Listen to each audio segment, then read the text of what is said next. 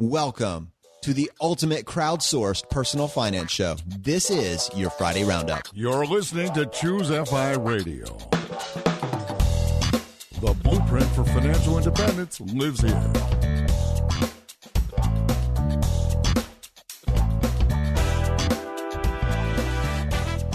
If you're looking to unlock the secrets to financial independence and early retirement, you're in the right place.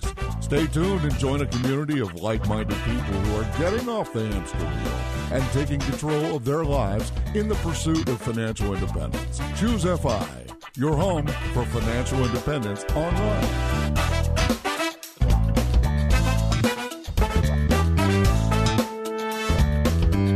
Congratulations, you have made it to the weekend, and this is your Friday Roundup.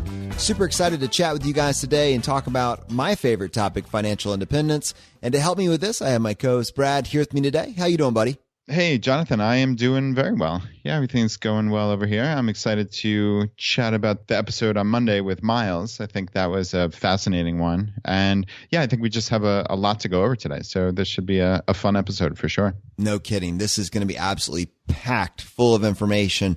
One of the reasons that I'm excited about it is that I'm so prepared for it. This past week is the first week that I have started incorporating a morning routine.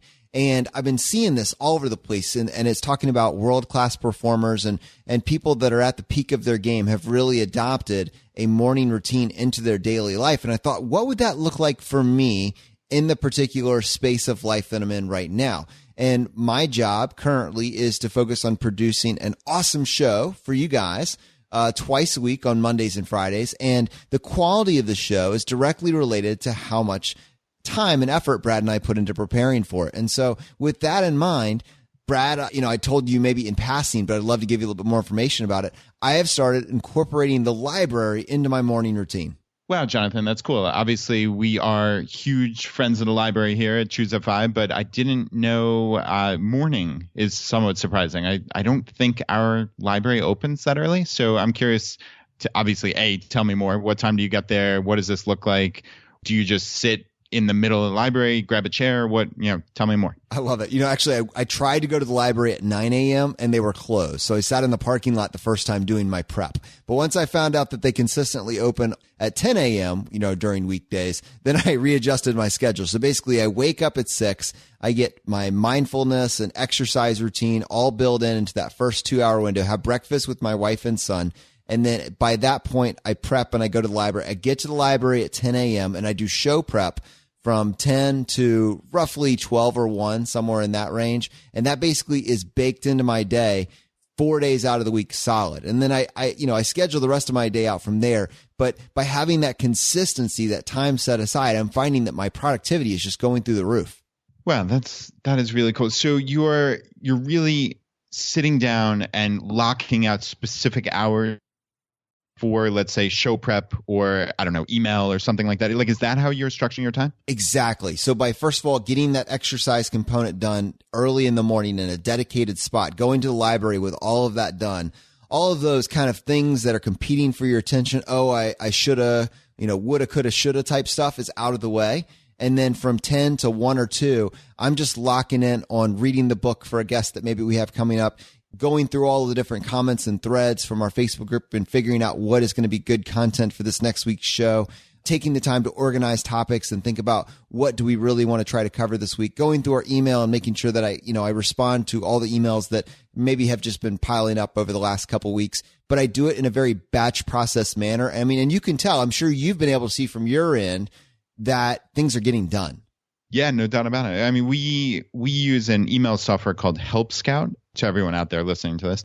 And yeah, we actually assign different emails to me or Jonathan, basically. And yeah, Jonathan, your inbox is normally 60 to 100 emails, but and of late it's been under 20, which is amazing. So yeah, I mean, it is very.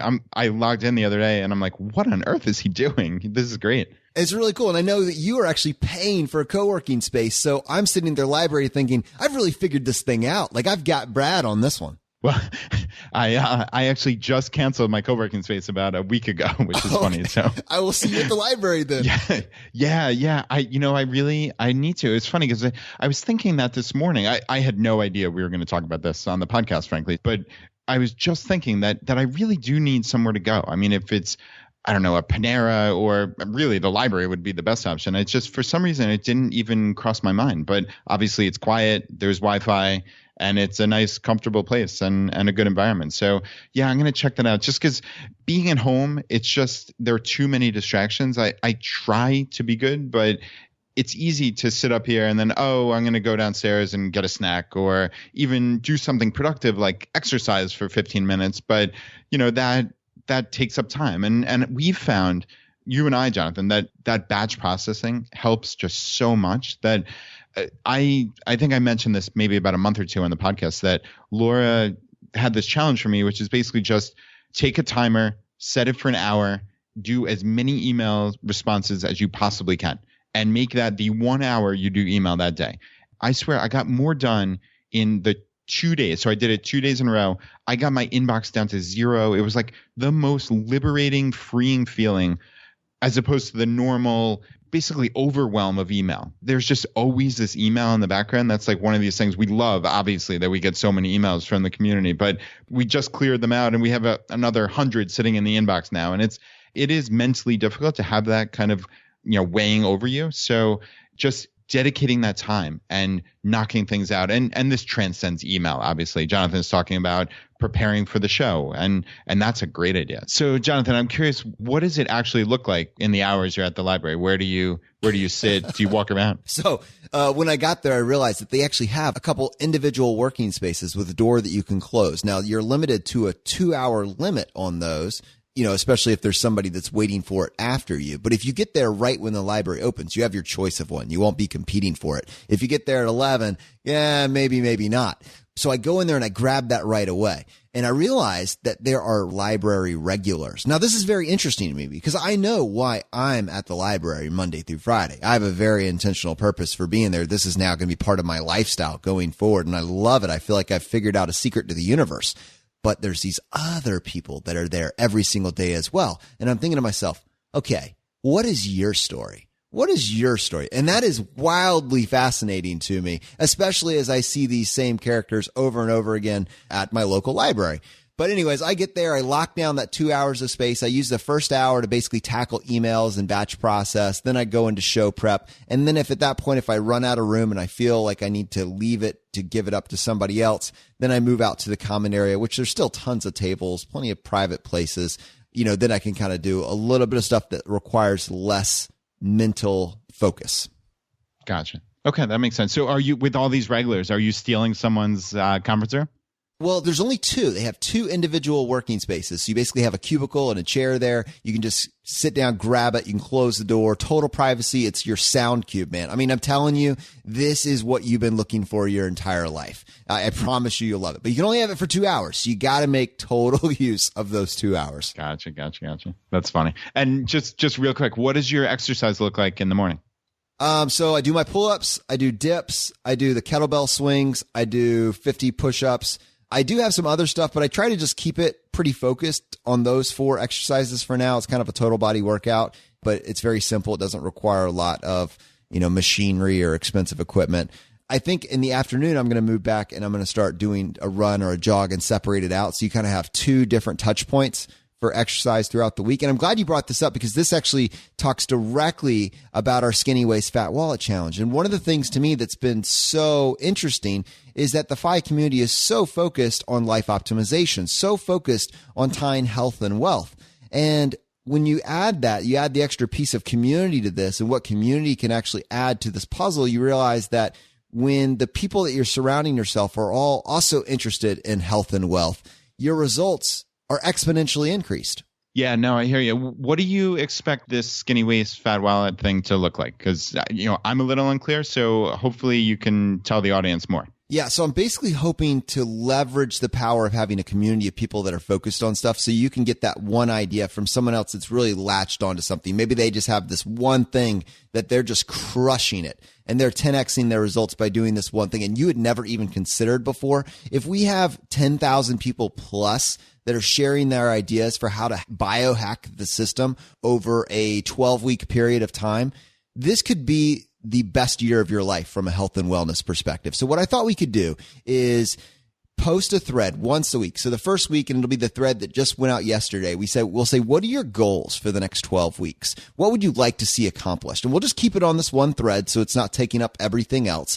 And then underneath that, everybody can post either their ideas or their questions, and then we can feed off of that. But that can be your inspiration for the entire week. And you figure out, what do I want to do for this week? What one change? And it kind of riffs off what you kind of incorporated with the Friday post, talking about what's the one thing overall. But this will be very focused on fitness. And then after that, you implement that. And the next week, you talk about what you tried and what you got hung up on. And then maybe we can troubleshoot that as a group and figure it out. And just by knowing that there is a group of people, and literally 10,000 plus people that are interested in your progress and maybe have something to add to the conversation, how empowering and motivating is that? And if you were to actually stick with these sorts of health and wellness changes for a 12-week period of time, how could you not end up in a better place?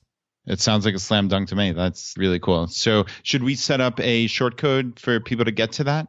Oh, I like it. Let's see. ChooseFI.com/skinny. I'm good with it, man. Yeah. So ChooseFI.com/skinny. I'll set that code up. So that'll take you directly to the first weekly thread where we set it up for you to announce your goals.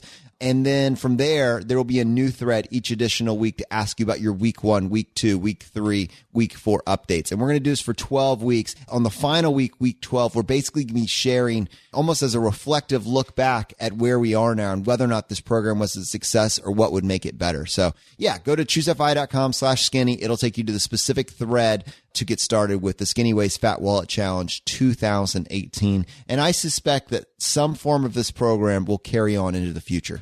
All right, awesome. Yeah, that sounds great. So 2018 clearly is the year of health here at ChooseFI. And Jonathan, very cool idea. I love it.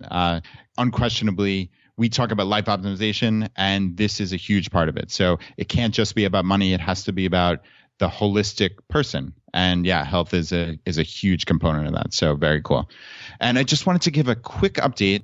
We mentioned the Chautauqua that Jonathan and I are going to be speaking at in Greece, actually in October of 2018. And it looks like the tickets, as we're literally recording this on Tuesday, it looks like the tickets may be going for sale today. So hopefully by Friday, there are still some tickets left. We have a short code set up to get to the website at ChooseFI.com/Greece, GREECE. That'll take you there. Jonathan and I are speaking the second week, which is October 20th to the 27th. And yeah, it's just a star-studded lineup for both weeks. And more importantly, there are going to be 30 plus people who are in the FI community who you can spend a week with and just have this amazing immersive experience at this gorgeous, gorgeous place in Greece. So from everything I've heard about the Chautauquas previously, this is a life-changing experience, and I just cannot wait. I'm just so fortunate to be going, period, not less actually speaking there. So the Chautauquas in Greece are the only ones being held in 2018. So if you're looking to go to a week-long Chautauqua, this is it. So yeah, ChooseFI.com/Greece. All right, so let's go ahead and take a few minutes, and honestly, a few minutes probably won't do it justice, but let's take some time and talk about the episode this past week with Miles talking about medical tourism. You know, Brad, this is a conversation that I've wanted to have basically since I heard about the topic, probably close to 5, maybe even 7 years ago in Tim Ferriss's book.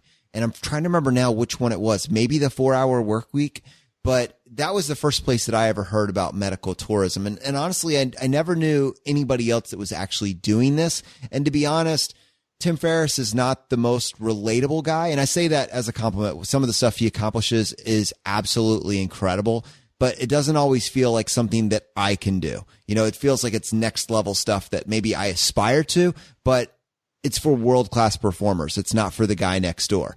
To me, Miles bridged the gap. He basically mapped out a game plan for anybody that is interested in pursuing a more cost-effective way of tackling elective healthcare. Yeah, this was very cool to hear. No question about it. I had heard the term medical tourism, certainly.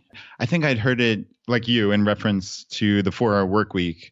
Also, you know, people having medical procedures where they wrap a vacation around it and their recovery time, and you get 2 weeks in Costa Rica or in Thailand or something like that. But like you, I'd never heard anyone who actually did it. So it seemed like this kind of fanciful thing that, sure, that sounds great in theory, but who really has 2 weeks to take out of their lives and fly to Costa Rica for surgery and recovery. But the way that Miles does it, where he is obviously he lives in a border state and he can just drive a few hours to Mexico. I mean, that is kind of a no-brainer from the way he's describing it. And I want to start off by saying that we did get a little bit of blowback on this episode. A little? Not surprisingly, it was mostly from dentists. But I wanted to reiterate the point that this was not to say never use your dentist inside the States. You know, Brad, practically speaking, is this going to keep you from going to get your preventative work done at your local dentist?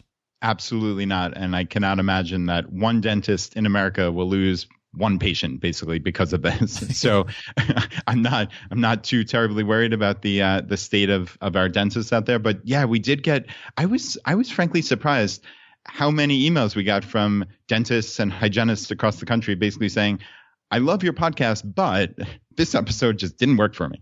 Yeah.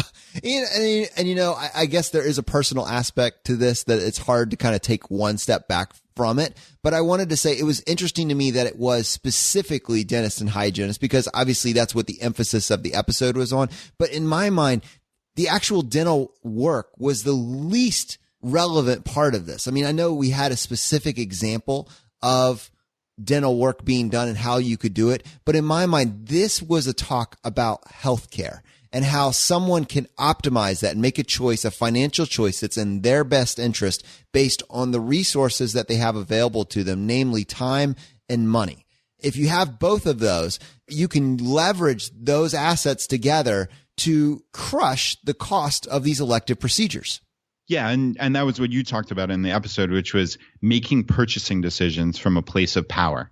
And when you have these elective purchases, whether they be healthcare or in my case that I talked about it almost a year ago, it was buying a new air conditioner for my house. And that was my perfect world scenario. I think, Jonathan, you said it was either mustard or aluminum foil, which made me sound and feel like an idiot. But I'm glad it went that way for once. No, it's not. But yes, it was a multi-$1,000 purchase that, you know, the way that I set this up was in my perfect world, I would say to the 5 HVAC companies that I had come in for a quote, I would say to them in one email, hey guys, I need a new unit and I can have it done anytime in the next 4 months.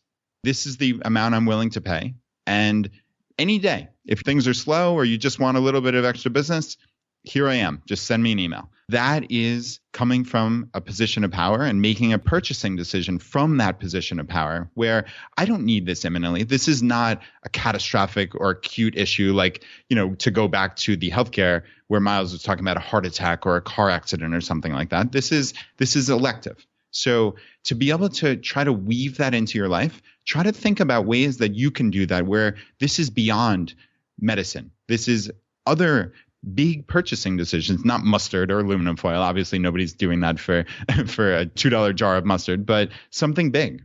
Where can you work this in? Just see if that's some way you can get 1% better in your life. Yeah, and in my mind, this isn't about saving $5, $10, $100, $200. This is about saving thousands and thousands of dollars in a one-off transaction. So, you know, for anybody that was maybe too close to this and took this a little bit personally, separate yourself out from this for a little bit. Imagine that you are at the place where you have to go in and have this procedure done. And it may be elective to everybody else, including an insurance company. It's not really elective to you because you're miserable. And the forecasted cost is $14,000, $26,000. This is going to come out of your pocket. And you decide to leverage creativity, time, money, put all three of those together, do your research, and come up with a plan to get this for $8,000, $6,000. I mean, that is a massive swing in cost. And if you can get equal or better quality by just taking a little bit of time and coming up with a game plan, then you owe it to yourself to at least consider it, look into it. Now, you could reject it, do the cons if there are any after you do the research, but it seems like that is something that you should at least consider. And you got to realize that the world is getting smaller. It just is. There's no way of avoiding it.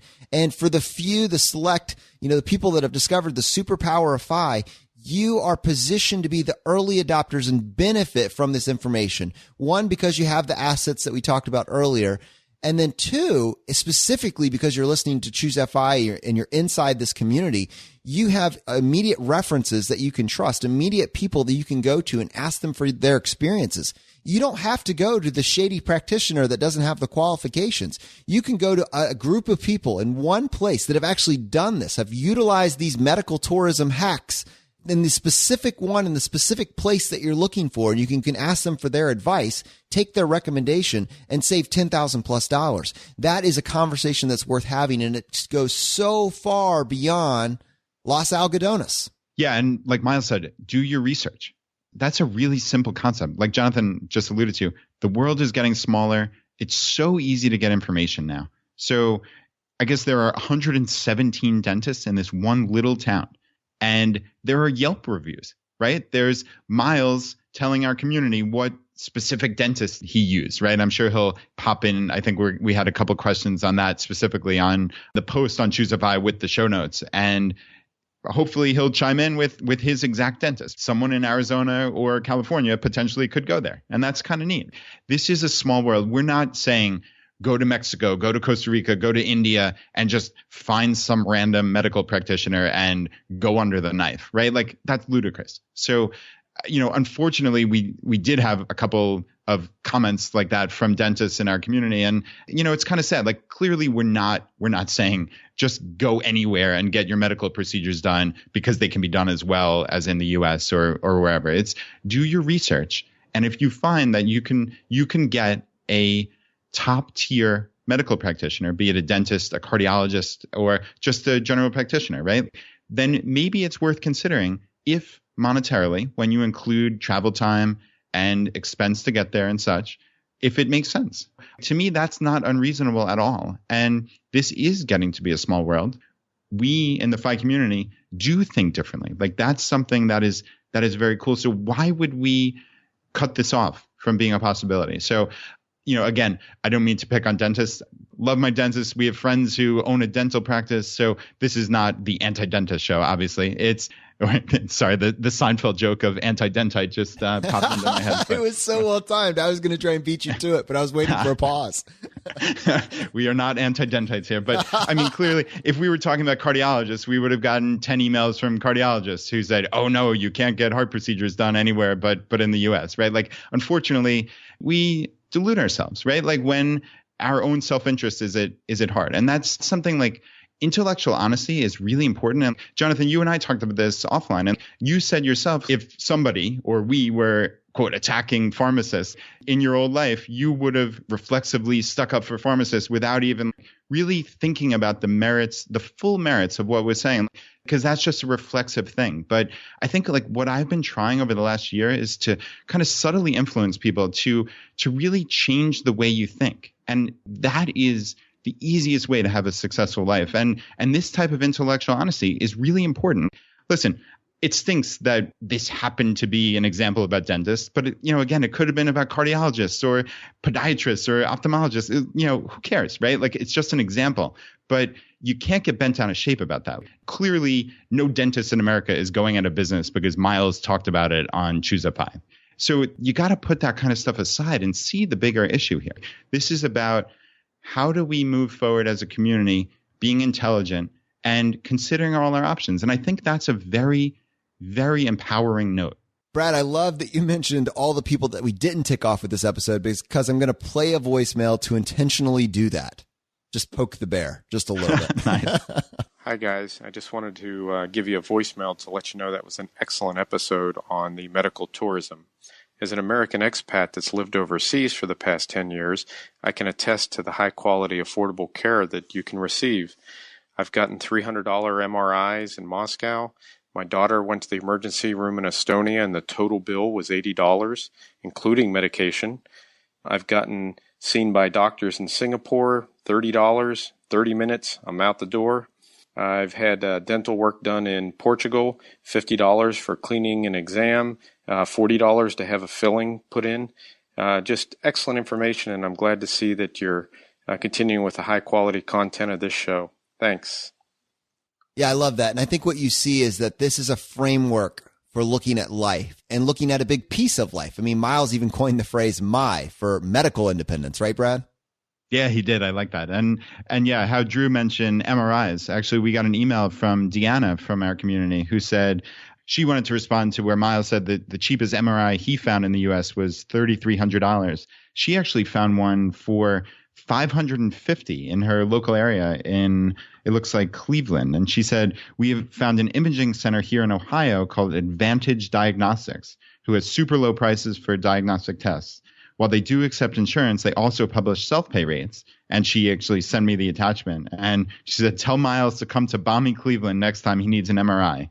So yeah, it's cool. I mean, I suspect there are many of these self-pay options throughout the U.S. where we can do medical tourism and not leave the U.S., right? Which is pretty neat. If I need an MRI and with my quote insurance, right, as I mentioned, Jonathan, we have Liberty HealthCare, which is not traditional insurance. It might actually be to my advantage to fly to Cleveland, say hello to Deanna, and go get an MRI in Cleveland, which is just something that I never would have considered before in my old life, but now I do have to consider that. So it's just getting all this information and aggregating it. And now we know, okay, where we can go for dental care if you had some major catastrophic issue. Deanna's got Advantage Diagnostics up there in Cleveland. So, cool stuff. And I suspect we're going to get dozens of other Facebook posts or emails about the local place in their area that has self-pay rates that are very reasonable as well. Well, Brad, what you're saying is actually an opportunity. I think that we are uniquely positioned to offer this service to our community by, like you said, aggregating this data into some sort of Excel sheet. And I wonder if someone in our community would be willing to actually manage the Excel sheet and update it with all the new different local hacks that you can use for different places. But if we could have an Excel sheet with the type of service, cardiology, MRI, and we could start aggregating this data from people's unique experiences, maybe that's yet another resource that we could offer the community and put it in the vault. Yeah, that's a great idea for the vault. I love that. And I almost wonder if there is any interplay here with these health share companies or ministries, whatever they're called, where we could potentially aggregate all this information and somehow save money for the entire network. If it's to my benefit and the network's benefit for me to fly to Cleveland to get an MRI instead of getting a $5,000 MRI here in Richmond, I would be willing to do that potentially. So it's very interesting when you're actually cognizant of the price of healthcare as opposed to it just being, oh, that's part of my deductible, or, oh, I just have a small copay, right? Like maybe that's why all these prices have gotten so astronomical, because people are so separated from what the actual cost is. And it's really kind of absurd if you think about it. But I think the reason what's to blame for that is we've started replacing healthcare with health insurance. There's this massive confusion about the difference between the two. And it's directly related to the separation between the patient and the service. There's now 5 middlemen in between that process that just jacks it up all along the way. And I think that what you and I have landed on with the health share has been the good medium for us personally, but it may not be the final answer. I can't tell you, Brad, how many people I've had come up to me over the last 6 months asking us if we in some way wanted to be a part of starting a new type of health share for the FI community. And I can tell you that it's such a train wreck out there in society with just this confusion between health insurance and healthcare that I don't want to touch it with a 10-foot pole. But I'm slowly getting drawn to it as I increasingly start to think about how can you have an impact on the world? And if I can't impact the world, how can I at least help make this a better place for our community? Yeah, Jonathan, it's certainly worth looking into. And yeah, I'm not sure if anything will ever come from that, but could you possibly ask for a better community to come together and create a health share, which is what insurance really should be, right? It's people banding together as a community to share medical bills so you're not overly burdened catastrophically if one particular person has an issue, right? So, I mean, people in the FI community are smart. They have money. They're willing to travel. They're willing to think outside the box. They're probably healthier than average. I'm just guessing based on my own anecdotal experience. So it sounds kind of far-fetched, but who knows, right? Yeah, it could happen. And I'm actually taking a call tomorrow. I'm talking with Kevin, and I got this email from him about a week ago. And he says, I'm a recent convert to the FI movement. I actually found your podcast between Christmas and New Year's and listening to your most recent podcast right now All the information you have brought together makes perfect sense to me, and I love listening to you and your guest. In listening to all the episodes and reading some of the different blogs you have linked to, it sounds like healthcare and insurance are big issues that the FI community has struggled to come up with a good answer for. I'm an analytics developer, data analyst, and I've worked extensively in the healthcare industry. I have dealt with all aspects of it, from ambulatory surgery centers to primary care and specialty clinics, community and critical access hospitals, health systems, and academic teaching hospitals. I have also been involved in health insurance from all sides as a consumer, the medical billing community, and the insurance company view. Through all of this, I've learned about the complexity involved as well as many of the gaps and areas where it can be improved. And I think I have come up with an idea for an insurance company and policies that will address many of these issues and is more closely aligned to the interest of the FI community. I've run my thoughts past a number of people inside and outside of the industry and have received mostly positive feedback and encouragement about my ideas.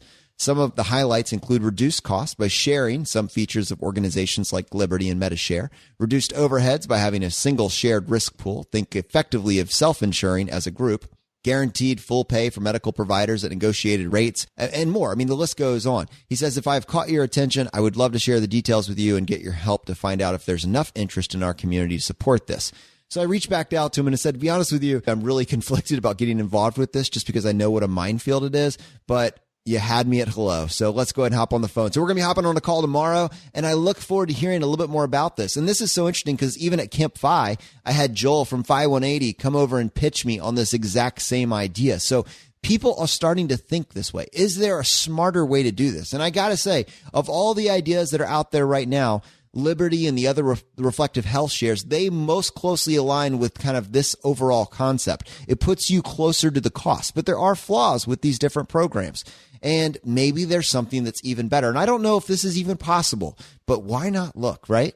Yeah, why not look indeed? I like that. And yeah, I just wanted to go back to Miles and actually his story. And it's really fascinating, almost to the point where if I didn't know he was legitimate, I would think it sounded like something somebody in Hollywood made up. It's almost amazing when you think about it. He was an entrepreneur from the very first, where he said he had 5 paper routes and he sold companies. He worked for Amgen and had this stock options bonanza. He was part of the .com boom, the real estate boom, and he had paid off most of them before the crash and didn't get wiped out. He got into Bitcoin early. I mean, it's just all these crazy, crazy things. And he had one of the most interesting quotes, and I want to read it as closely verbatim as I can.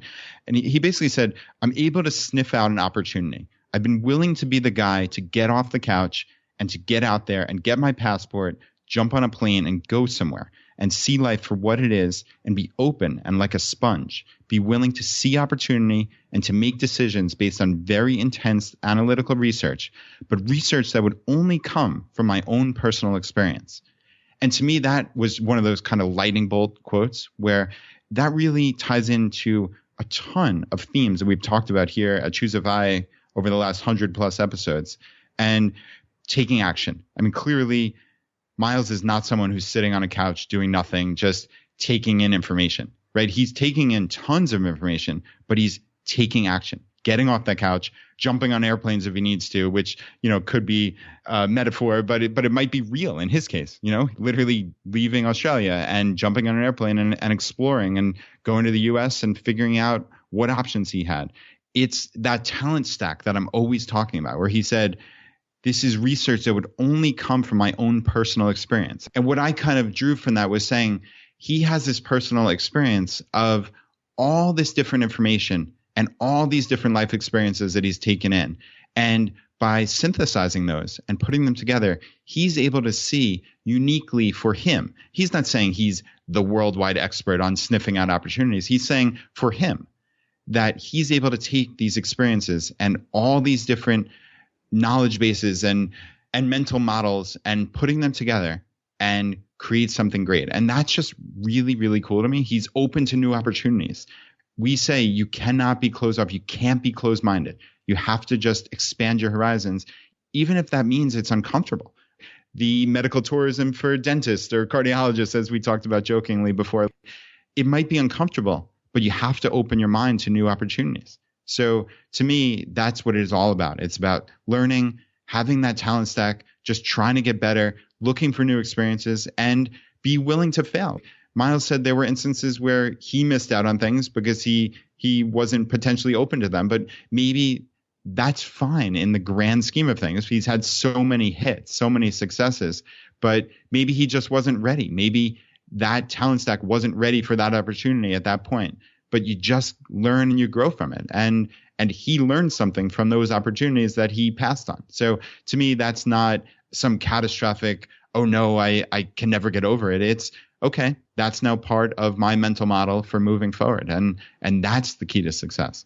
And what struck me about Miles is that the FI tent just got a little bit bigger when he joined our community. You realize that? So there's this core group that maybe were the early adopters to FI and have been kind of following this information, but FI is going a little bit more mainstream and it covers a lot more paths than maybe were initially indicated by the engineers, extreme frugalists who live for less than $20,000 a year and crush the game in 5 years. And now the tent is broadening to people that have beaten the ultimate equation, right?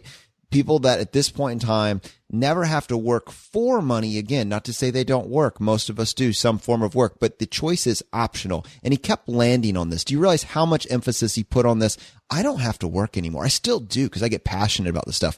And what's so interesting, Brad, is that that's where I am, except, I do still have to work for money, but work does not feel like a chore. I've kind of landed in the sweet spot where what I do is my ultimate passion. It overlaps with my hobby. It overlaps with kind of what I would do with my free time. And so in my own case, I've hit that same level of peace long before I reached financial independence. And that's what I want for everybody listening to this, is to slowly change your mindset just a little bit at a time so you reach financial independence, but you hit happiness all along the way.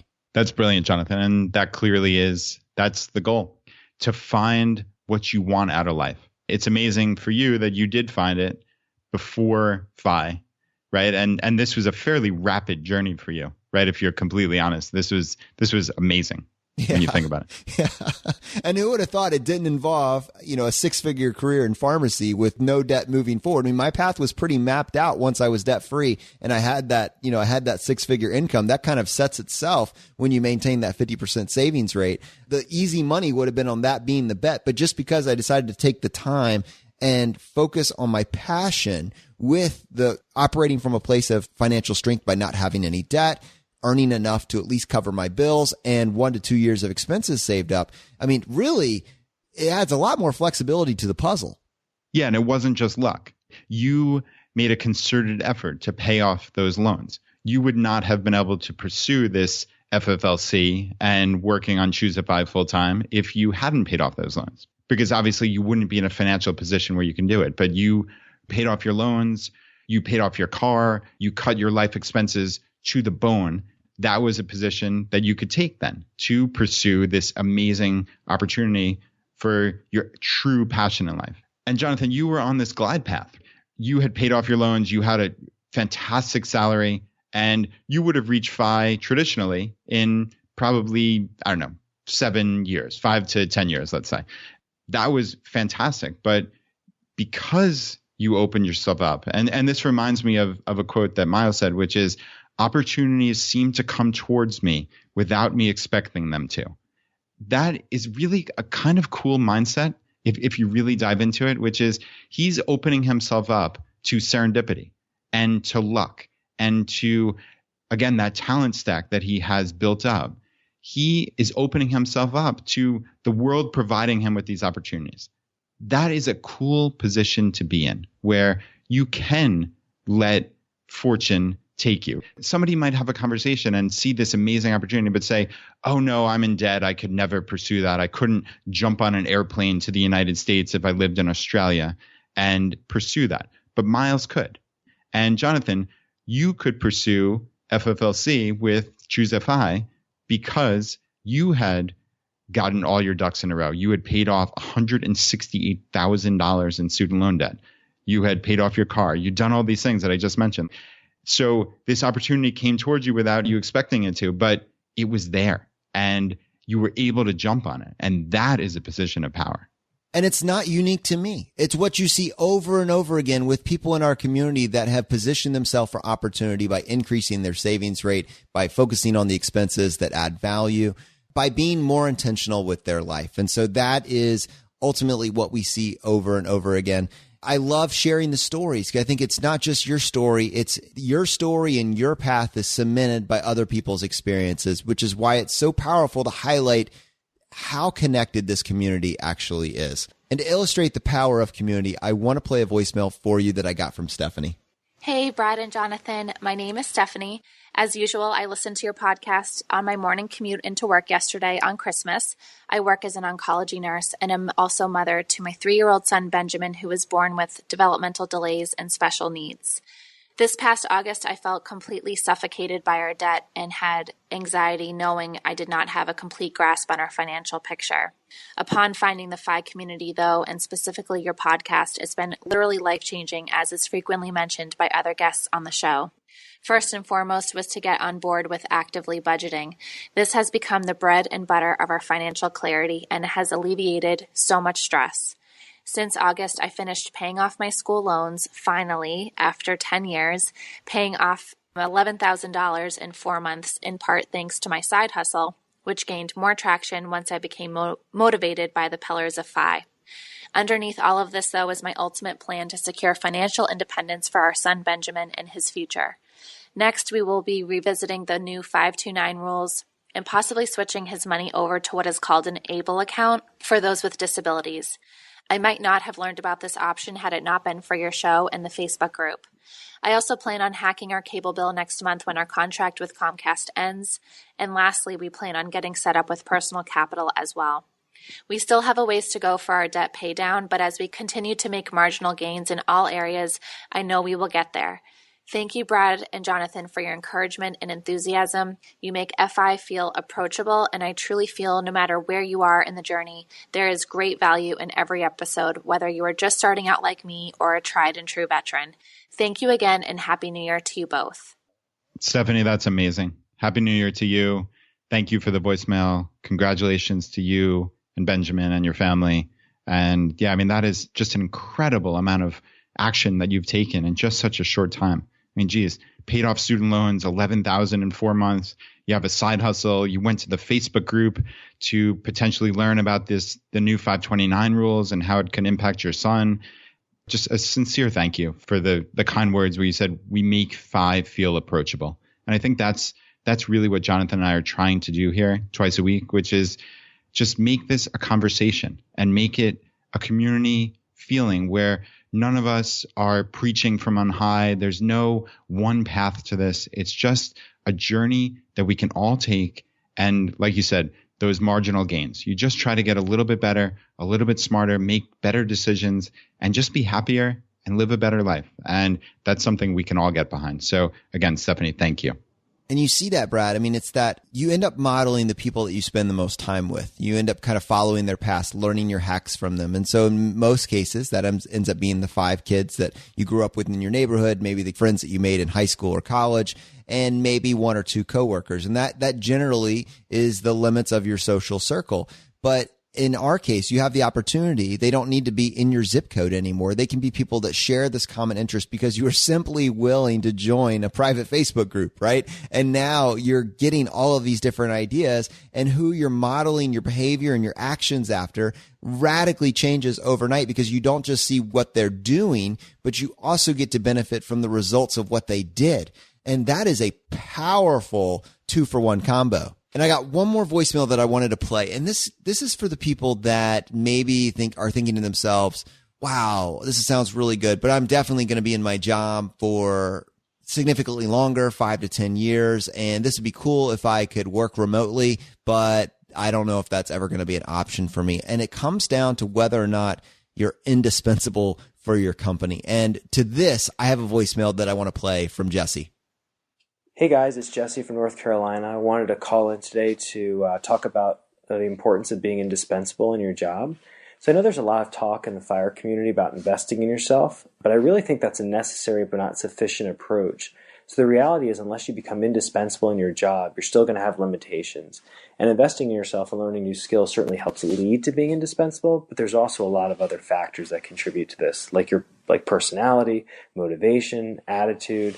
We were able to move away from DC to the Raleigh-Durham area because both my wife and I were considered indispensable, and so our employers were willing to approve our request to work largely remotely, and they wanted to work with us, and they didn't want us to leave.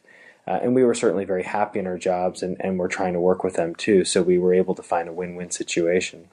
But for those working on fire in a traditional W-2 situation, I can't think of a more important hack to getting ahead.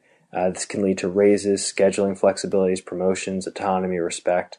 So anyways, thanks for putting out the show. It's just phenomenal, and can't wait to hear what you guys come up with next. That be indispensable is something that we haven't talked about. I don't even think we've mentioned it, Brad. And it's so powerful. I realized that in my entire time as a pharmacist, although I was good at my job, clearly I was totally dispensable and interchangeable. Yeah, I think most of us are. And this reminds me of the book by Cal Newport, which is called So Good They Can't Ignore You: Why Skills Trump Passion in the Quest for Work You Love. That's a book I've been meaning to read for quite some time. And when Jesse mentioned this indispensable thought process, that book immediately jumped to mind. And yeah, I mean, how many of us truly are indispensable? I doubt very many of us are. I had to work through the double negatives there to make sure I said that right, but it's definitely something to aspire to and figure out whether or not you can get to that place. If you can, you hold all the cards in negotiation. You really do. You get to negotiate life on your terms. And if you don't, maybe it's time to think about how to reposition yourself to be indispensable. I would say that for Choose FI, right now, I'm pretty indispensable. I agree. You are too, buddy. It requires two. All right. I think there's a lot of topics here and there's so much more that we can cover, but those overall themes, broaden your mind. Think about the world as a giant playground that you have time, you have money, you have creativity, and you have a community that you can lean on to provide you good information. That is powerful, especially when you realize how to leverage that to save yourself tens of thousands of dollars. And maybe in some cases, especially if you're coming from an assets under management world, millions of dollars over the course of your financial investing career. And talking about leveraging the power of this community, I have a voicemail that I want to play from Millionaire Educator talking about what to do if you have horrible investment options in your 403b. And this is in response to a voicemail that we got from Kimberly.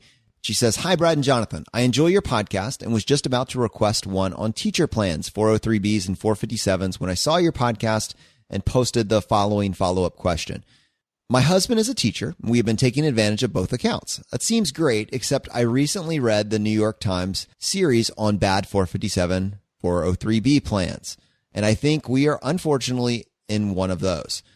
I have tried figuring out the fees and found out they are not easily discoverable. When I asked, the response I got from the CFP was that my husband's retirement accounts are in annuities and cost more because we have an advisor helping us with them.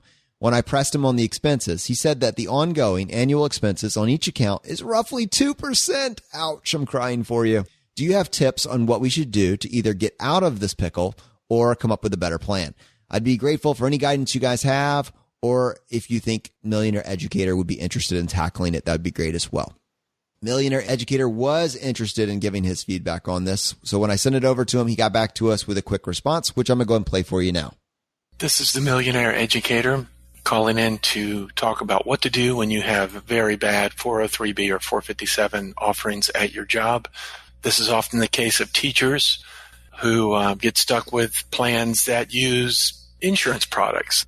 Insurance products are famous for being very expensive. These plans usually use variable annuities or equity index annuities. And let me talk about variable annuities first. They're bad generally for three reasons. High expenses, the average is 2.25%, which as compared to the VTSAX at 4 basis points, that's a ratio of 56 to 1. And I would ask, would you pay $56 for something you can buy for $1? Heck no. Many times these variable annuities have load fees, which means you have to pay 5% to get in. So basically they take 5% of your money. And another very negative thing you can find in a variable annuity is surrender charges, which means if you decide you want to move your money from company A to company B, they're going to skim your account for 5%. Okay. But this is the type of plan most teachers have. Another variation you'll find in these 403B or 457 plans is an equity index annuity. Let me just say that these are some of the most convoluted insurance products you'll ever come across. They're aggressively sold by salespeople because there's big upfront commissions, and they're famous for having very long surrender charge schedules. 10 years, I've seen as high as 18 years. So they greatly limit your flexibility with a plan. Obviously, you want to avoid these, but let's say you're at work and this is all you have. What do you do? The first thing you can do is you can go to your human resources department and lobby for a better plan. Some people have gotten Fidelity added. That's hit or miss. You might get some traction. You might not. Best of luck there. Sometimes in these plans, you might have access to a brokerage window. You want to ask about that because that will allow you to get to a brokerage platform at a fee, of course, but at least you could access lower cost plans or ETFs. Sometimes if your plan has a third-party administrator, you might be able to access a company known as Aspire Financial. In my last job, I was able to get to Vanguard products for a small fee and a 15 basis points wrapper. It's the best I could do. I've also heard people talk about getting to the NEA Value Builder Direct Invest 403B plan. If you're going to use NEA, you need to use their Direct Invest product, in my opinion, because it's cost effective. Their other products are not. The problem you're going to have, or people are having, is they have these plans, they have astronomical fees, and they ask, well, what should I do? Should I invest in these plans and try to invest at 2% a year? I would say no. I don't like market uncertainty coupled with fee certainty. I would recommend that you do this. If you find an option within your plans that do not have surrender charges, because like I said, I don't want to pay a fee to move my money. It's my money. It's not the company's. I would just park money there, and I just use those plans as savings buckets. I do not invest in those plans, and what I mean is I just put them in a short-term fixed account. As you guys, if you remember my story, I will quit my job so I can move my money when I quit, because separation of service will do that. If you're planning on staying somewhere for a while and you're not going to jump and take another job, you might want to go in the human resource department and say that, what we have here is pathetic and we need a cost-effective option. And I wish the best of luck there. It's very frustrating. It feels like you're moving a mountain sometimes. But by and large, I would say that the 403B and the 457, while they can be useful if you want to have double 401k plans, the reality is for most teachers and public service employees, their 403B plans are disgraceful. It is a national disgrace. I'm sorry I don't have a real easy solution to present to you here, but that's the best I can do. You might want to save in a taxable account, but by doing that, you are going to, that money's going to do the tax gauntlet, and you're going to be paying tax on that. All right, I'm out. Thank you. Brad, I was thinking we definitely need to have Millionaire Educator back on this year to talk about filling up your buckets going into 2018 with the new tax laws as they've been laid out. Yeah, that's a great idea. We'd love to have Ed back on for that. And it's wonderful to have him as one of our in-house experts when we get questions like this on 403Bs and other educator issues. We can just send them over to him. So it's very, very helpful. But agreed. Yeah, with the new tax plan, we definitely need to revisit that. All right, guys. Well, unfortunately, that's going to bring this episode to a close. But as you guys know, if you've been listening to the show and you're all caught up, for the last 2 weeks, we've been doing a drawing for a ticket to Camp FI Mid-Atlantic. This is a sold-out event, but Stephen, the organizer of Camp FI, actually gave us one ticket to give away on this show. We had 40 people enter the drawing, and we're going to use a randomizer to select the winner. And our winner is Jeff. Jeff is going to be our winner for Camp FI. And Jeff says, I found the fire community by accident during a Google search. This search led me to Mr. Money Mustache, which naturally blew my mind. I quickly became overwhelmed by his blog and decided that he was crazy. I continued on with my search over the next several months, eventually discovering the minimalist movement. Through minimalism, I rediscovered Mr. Money Mustache, but surprisingly, it wasn't as overwhelming. I still could not wrap my mind around all of MMM's concepts, but I really wanted to. At this point, I branched out to looking for other fire bloggers. Enter Choose FI for the win. Choose FI was the first podcast I had ever listened to. Jonathan and Brad presented similar concepts, but from a less extreme point of view. Their concept of intentional living resonated with me and pushed me onto the path to FI. I have tried other podcasts, but honestly, they don't even come close to Jonathan and Brad. Over the last year, my wife and I have eliminated all consumer debt, reduced our living expenses to $40K, maxed out all of our pre-tax retirement vehicles, started a side business. Choose FI played a major role in us accomplishing all of these things. Thank you, Jonathan and Brad, and keep up the good work. Jeff, we're so excited that you're a part of our community, and I can't wait to meet you at Camp FI. It's going to be a blast. Now, we did have, as I said, 40 reviews this week, and as you guys know, we actually give away a book for every 5 written reviews that we get, so we have a bunch more giveaways. And Brad, why don't you read off the names of the winners? All right, Jonathan, we have 8 winners, and it's Mike, Remy, Hugo, Stacy, Terrence, Nancy, Adam, and Cameron. And I will reach out to the 8 of you via email this weekend. And yeah, congrats. And thanks again for leaving the reviews. Thank you all for leaving the reviews. It's amazing. Jonathan and I just love reading them. And I think we're almost up to 800 reviews on iTunes, which is truly astounding. And that is one of the best ways you can support us. So thank you very much. Absolutely, guys. The fire is spreading, my friends. We'll see you next time as we continue to go down the road less traveled.